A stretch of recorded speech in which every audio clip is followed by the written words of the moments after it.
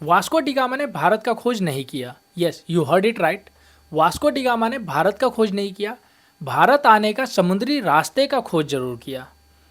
वो भी कॉन्फ्लिक्ट करता है। अगर हम ये चीज़ सोचे कि अगर वास्को डी गामा ने 1498 ईस्वी में भारत का खोज किया, तो उससे पहले सिकंदर हमला करने कैसे आया था भारत पे? क्या उस टाइम पे सिकंदर को नहीं पता था और बाकी दुनिया का नहीं पता था? ऐसा नहीं है। भारत का बहुत अच्छा व्यापार हुआ करता था और भारत सोने की चिड़िया यूं ही नहीं कही जाती थी, यूं ही नहीं मुगल इसके ऊपर में हमले करते थे। तो इस सब की कहानी है। तो मैं आज आपको असल में भारत की खोज की कहानी सुनाने वाला हूँ कि किस तरीके से भारत का खोज हुआ। ये कहानी नहीं है, हमारा इतिहास है, लेकिन मैं आपको एक कहानी के रूप में सुनाने वाला हूँ। तो चलिए हम बात करते हैं उस टाइम की जब भारत एक समृद्ध देश हुआ करता था।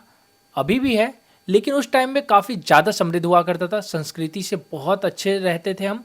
एंड हम सबसे ज़्यादा बिजनेस यूरोप के साथ में करते थे मसालों की। तो हमारे भारत में पहले से भी मसाले बहुत उगते थे और हमारी देश की धरती ऐसी है कि हर तरीके का मसाले हमारे पास में होते हैं। तो जो अफ्रीका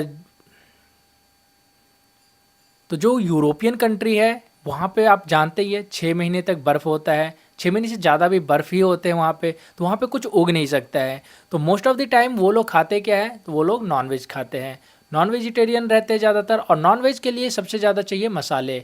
इवन तक उनको बॉडी को गर्म करके रखने के लिए भी मसाले की ज़रूरत होती है। तो आप देखोगे अभी भी यूरोप में बहुत ज़्यादा मसाले की खपत होती है और इंडिया बहुत ज़्यादा एक्सपोर्ट करता है यूरोप को मसाले।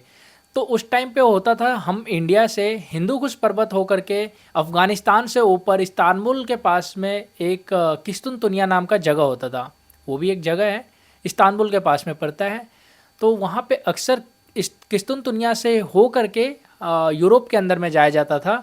एंड वहाँ पे हम मसाले बेच करके, और मसाले को बेचने के बाद में जो पैसे होते थे उससे काफ़ी ज़्यादा हीरे जवाहरात बहुत सारी चीज़ें खरीद करके व्यापारी लोग लाते थे। तो बीच में अफ़गानिस्तान पड़ता था और कुछ इराक पड़ता था। तो ये कुछ और भी मुस्लिम देश पड़ते थे बीच में। ठीक है, तो वो अक्सर जब व्यापारी आते जाते थे ना तो देखते थे बहुत संख्या में, मतलब कि उस टाइम पे बैलगाड़ी हुआ करती थी, घोड़े गाड़ी होते थे और हाथियों से जाते थे। तो बहुत लंबी लंबी कतारें लग करके जाती रहती थी। तो उसे देख करके मुस्लिम लोगों को लगता था कि यार कुछ तो दे इस जगह पे है। तो क्या किया उन्होंने, एक टाइम ऐसा आया कि पूरा का पूरा जो हिंदू कुश पर्वत से होकर के जब जाते थे तो वहाँ से आगे की जितने भी मुस्लिम कंट्रीज है, लाइक अफ़गानिस्तान ले लो आप, ईरान, ये सब चीज़ें, तो उन्होंने किस्तुनतुनिया का पूर्ण तरीके से एक बार पूरा घेराव करके और जो व्यापारी लोग थे उनको लूट लिया। एंड उसके बाद में किस्तुनतुनिया को पूरा का पूरा एकदम नस्तो नाबूद कर दिया गया, पतन हो गया। तो ये भी कहा जाता है हमारे इतिहास में, किस्तुनतुनिया का पतन हमारे इतिहास में भारत का आधुनिक जीवन का उन्नति है। लाइक हमारा जो पतन, उनका जो पतन था ना वो हमारा उथन था। लाइक हम ऊपर उठे तभी आधुनिक जीवन में, क्योंकि वो किस्तुनतुनिया का पतन था। क्योंकि अगर वो पतन नहीं होता तो हमें और चीज़ें नहीं पता चलती। तो आप अब एक बार इमेजिनेशन करके देखो, किस्तुनतुनिया एक ऐसी जगह जहाँ से हमारा एशिया और यूरोप दोनों कनेक्ट होता है। अब दोनों के बीच में वो जगह ख़त्म हो गया, पूरा के पूरे नस्तो नाबूद हो गया, उस पर कब्जा हो गया और अब कोई नहीं इधर से उधर जा सकता। तो कुछ क्या करते थे हमारे व्यापारी, अब वो उधर से जाना बंद कर दिए क्योंकि वहाँ पे लूट मार चलती थी, लूट लेते थे। तो वो ऊपर के रास्ते से, लाइक हमारे इंडिया में आप देखोगे तो कश्मीर से ऊपर जाके चाइना से होकर के भी आप यूरोप में जा सकते हो। ठीक है, तो वहाँ से जो ले जाते थे ना मसाले, वो स्टार्टिंग के ही कुछ देशों में ख़त्म हो जाते थे और वो महंगा भी पड़ता था क्योंकि बहुत लंबी रोड है और वहाँ तक लेके जाते जाते तक में चीज़ें बिक जाती थी। तो अब सिचुएशन ये आती है, पुर्तगालीन हो गया या जितने भी सागर के दूसरे साइड, लेक एशिया के एकदम अपोजिट साइड में जितने भी देश है, इंग्लैंड हो गया एंड आप फ्रांस देख लो, तो ये सारे देश बिल्कुल अपोजिट साइड में पड़ते थे। पुर्तगालीन एकदम समुद्र के उस साइड कॉर्नर पे, किनारे पे है, उनके पास में कोई मसाले पहुंचते ही नहीं थे। वो लोग भूखे मरे गर्मी से ऐसे ही। तो उनमें एक, मतलब कि कुछ एक जोरदार बहादुर लोग आए निकल के कि ऐसा है, हम तो ऐसे भी मर रहे हैं, तो हम जहाँ से मसाले आते थे ना वहाँ हम जाएंगे। तो कैसे, उस टाइम तक उन लोगों ने जहाज़ की खोज कर ली थी, जहाज़ बन चुके थे। तो नाव के बाद जहाज आता है, तो उन्होंने सोचा कि बहुत सारे बैरल रख करके हम जहाज से जाएंगे ढूंढने। बोला ठीक है भाई। तो उन्होंने कुछ लोग मिलके उस पर 8-10 लोग मिलके चले जहाज से ढूंढने के लिए। तो बोला कहाँ जाओगे? तो बोले हम एकदम नाक के सामने जाएंगे, जो हमें आगे मिल जाएगा। तो ठीक है, उनके लिए दुनिया उतना छोटी ही थी उस टाइम पे। तो वो गए, निकले और चलते गए तो उनको चलते चलते में एक जगह मिली, पृथ्वी दिखा। वो लगा वाह, हम तो आ गए वहाँ पे। अब वहाँ जा कर के ये बोलते हैं कि भैया मसाले दे दो, मसाले दे दो, ऐसे करके बोला। तो उधर से उनको मिलता है झिंगा लाला हूँ। अब याद होगा आपको, वो जंगली झिंगा लाला हूँ करते हैं। तो पता चला इन्हें कि ना, हम गलत जगह आ गए हैं, तो ये इंडिया नहीं है, ये इंडिया के जैसे लोग हैं लेकिन ये रेड है। तो उनका नाम दे दिया रेड इंडियन। मीन्स सबसे पहले जो लोग निकले थे वो पहुंच गए अमेरिका, रेड इंडियन की खोज करी। ठीक है, अब रेड इंडियन की खोज हुई, वो लोग वहाँ से लौट के आए। भाई क्या हुआ था? अरे झिंगा लाला हो मिला था, वो मसाले तो मिले नहीं। अब बैठ गए भाई। अब वो जनरेशन ख़त्म हुई, फिर उसके बाद में काफ़ी टाइम चलता रहा। फिर बोला कि एक और बहादुर निकला, एक हिम्मत वाला निकला, कह रहे मर तो हम वैसे भी रहे हैं, वो हमें मसाले वसाले तो मिल नहीं रहे, हमें तो दे नहीं रहे, ये जो बीच वाले देश है ये सब, तो ऐसा करते हैं हम भी जाएंगे। तो उन्होंने जहाज़ में कुछ ज़्यादा बैरल रखी, बहुत सारे बैरल रखी और निकल पड़े। अब बोले तुम किधर जाओगे? तो बोला पहले वाले जनरेशन ने तो सामने नाक के सामने गया था, वो गलती कर दिया, हम जाएंगे लेफ़्ट में, नीचे की तरफ, अपने देश के बगल से एकदम समुद्र किनारे किनारे, कहीं तो देश मिल जाएगा। तो वहाँ से निकला। अब वहाँ से जब वो निकला तो चलते चलते चलते चलते आ गया थार। अब जो थार का रेगिस्तान था ना, जैसे उसे ज़मीन दिखती थी वो तो लंगर डाल देते, लंगर डाल के सारे बंदे उतर गए। जो लोग इंग्लैंड में और पुर्तगालीन में, लाइक यूरोपियन कंट्री में ज़्यादातर ठंडी जगह है, जो लोग 6-6 महीने ठंड में रहने वाले हैं, जिन्हें धूप का कोई नसीब ना होता है, वो आ गए थार मरुस्थल में। ऐसा मरुस्थल जहाँ पे दिन में इतनी गर्मी होती है, इतनी गर्मी की भयानक गर्मी होती है, और रात में भयानक वाली ठंड होती है।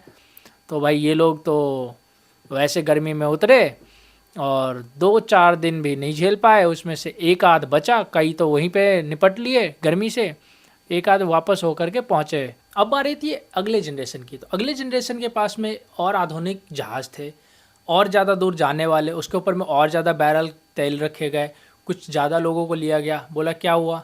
तो बोला हम चलेंगे लेकिन हम वहाँ नहीं उतरेंगे जहाँ पे हमारी अगली जनरेशन आई थी, क्योंकि वो लोग जब जाते थे वापस तो अपनी चीज़ें बताते थे, चीज़ें बता करके जानकारी दे देते थे कि यहाँ पे ऐसा ऐसा हुआ है। तो अगले जनरेशन ने बोला कि हम बिल्कुल और आगे जाएंगे। तो वो लोग भाई थार में नहीं रुके, थार से आगे चलते गए, थार से आगे चलते गए। जब आगे आगे चलते गए तो उनको आ गया अफ्रीका, साउथ अफ्रीका पे उन्होंने देखा है एकदम हरियाली जंगल, तो लगा हाँ जंगल में होते हैं मसाले, तो वो उस मसाले के लिए उतर गए जंगल। हाँ भैया, साउथ अफ्रीका और अफ्रीका के जंगलों में ऐसी भयानक भयानक जानवर रहते हैं, और ऐसे ऐसे कीड़े मकोड़े और मच्छर, जो लोग ठंड में कहीं मच्छर ना देखे हो वो लोग उतर गए जंगल में। भाई साहब वहाँ भी निपट लिए।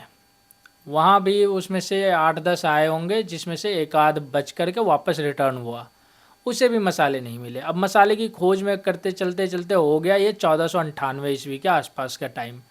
उस टाइम पे वास्को डिगामा, जो सबसे लेटेस्ट जनरेशन वाला, वो सबसे बढ़िया नाविक था, इवन तक वो कमांडर भी हुआ करता था। तो लाइक उसके पास में सहन शक्ति भी थी और लड़ने मरने की भी ताकत थी। तो भाई उन्होंने अपने कुछ सैनिक वगैरह लिए। बोले तुम क्या करोगे? तो बोला हम भी भारत की खोज करेंगे, हम ढूंढ के लाएंगे मसाले, कहाँ मिलेंगे? तो बोला कहाँ जाओगे? बोला हम बिल्कुल एकदम पृथ्वी के दूसरे छोर जाएंगे, जहाँ पे हम हैं हम बिल्कुल अपोजिट जाएंगे, हम कहीं बीच में नहीं रुकेंगे, नहीं तो ये लोग जाते हैं मर के आ जाते हैं। तो ठीक है, ये चलते गया चलते गया। अब ये जहाज़ से जब निकले तो बहुत दूर जाते जाते जाते जाते जब साउथ अफ्रीका सब नीचे देखो ना मैप में, तो वहाँ पे आपको एक दिखेंगे कर्व, जिसका नाम है होप केव। ये उन्हीं के द्वारा दिया गया है। ऐसा कहा जाता है कि उन्होंने जब देखा तो बोला हाँ, एक उनको आशा दिखी, आशा की किरणें कि ओके यहाँ से हम मुड़ेंगे तो हमें भारत मिल सकता है। वो होप केव था। अब वो होप केव के पास से वो लोग मुड़ करके आए कहाँ? तो एक ऐसी जगह जो अभी केरल में पड़ती है। तो वो सबसे पहली दफ़ा जब केरल में पहुँचे और लोग उन्हें दिखे तो वो थोड़े से तो खुश हुए। उसके बाद में बोले मसाले दे दो। लो भाई, इंडियन पीपल ने उनका खूब स्वागत किया, मसाले दिए। अब मसाले देख करके उनके तो आंखों में आंसू आ गए, और वही था हमारा भारत का खोज की कहानी। तो इस तरीके से हमारी भारत की खोज हुई थी उनके अकॉर्डिंग। भारत तो पहले भी था और भारत के ऊपर में आक्रमणकारी तो बहुत पहले भी खोज चुके थे। ठीक, तो ये एक हिस्ट्री बुक की कहानी है। अब मैं आपको एक और पहलू सुनाता हूँ जो एक और पहलू बताता है भारत की खोज का। अब वो पहलू ये है कि आपको पता होगा ऑटोमन साम्राज्य के बारे में। ऑटोमन साम्राज्य एक मुस्लिम साम्राज्य हुआ करता था जो पूरे के पूरे टर्की को लेकर के और पूरा एकदम बहुत बड़ा साम्राज्य हुआ करता था। तो मेन उसमें टर्की था। ठीक है, तो सिचुएशन तब आती है कि ये लोग जब उसके ऊपर में चढ़ाई करते, ऑटोमन साम्राज्य जब बन रहा था और पूरा बना, तो इनकी दबदबा इतना ज़्यादा हो गया कि ये जितने भी ईसाई धर्म के देश थे, पुर्तगाल हो गया या फिर उनके ऊपर का आप देख लो इंग्लैंड वगैरह के आसपास के देश, इन सभी जगहों पे ना हालत ख़राब होने लग गया जो ईसाई वाले देश थे। अब उनके ऊपर में इतनी प्रताड़ित होते थे, इतने प्रताड़ित करते थे ये लोग, मारते पीटते, खाना पीना ये सब। तो इन लोगों ने ना अपना अल्टरनेटिव ढूंढने लग गए कि अगर हमें मार पड़ा तो हम कहाँ जाएंगे। तो बाकी सारे देश तो थोड़े बहुत इधर उधर खिसक करके अपना अल्टरनेटिव ढूंढ रहे थे। उसमें सबसे लास्ट कॉर्नर पे पड़ता है पुर्तगाल। पुर्तगाल के थे वास्को डी गामा। तो वो भी अपना अल्टरनेटिव ढूंढने के लिए वहाँ से उनके सैनिक कमांडर हुआ करते थे बोलते हैं, तो उन्होंने उससे भेजा। तो भारत की खोज वो बेसिकली अपने अल्टरनेटिव के लिए किए थे। और नॉर्थ इंडिया हो गया या फिर आप रेड इंडियन की बात कर लो, अमेरिका की बात कर लो, तो इस तरीके से उन्होंने बहुत मतलब उस टाइम के अगर सिचुएशन आप देखोगे हिस्ट्री उठा करके तो उसमें आपको बहुत सारे देश की खोज दिखेंगी।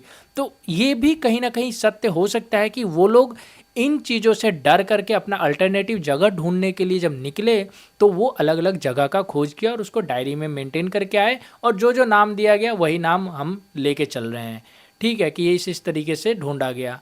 तो ये दो पहलू है भारत की खोज का। तो भारत का खोज आपने समझ गए कि असल में क्यों हुआ था, और दूसरा पहलू क्या है ऑटोमन साम्राज्य से पहले वाला जो साम्राज्य था उसके ऊपर में ऑटोमन ने जब हमला किया पूरा का पूरा जीत लिया, और जितने भी ईसाई धर्म के देश थे उसके ऊपर में वो पूरे तरीके से प्रताड़ित करने लग गए थे। तो ये सिचुएशन थी। तो ये था हमारा भारत का खोज की कहानी। आपको ये कहानी कैसी लगी मुझे कमेंट में जरूर बताइएगा। आशा करता है ये वीडियो आपको पसंद आएगा। वीडियो कीजिए लाइक शेयर कमेंट। इसी के साथ में आपसे विदा लेते हैं, तो मिलते हैं अगले वीडियो में। तो वंदे मातरम।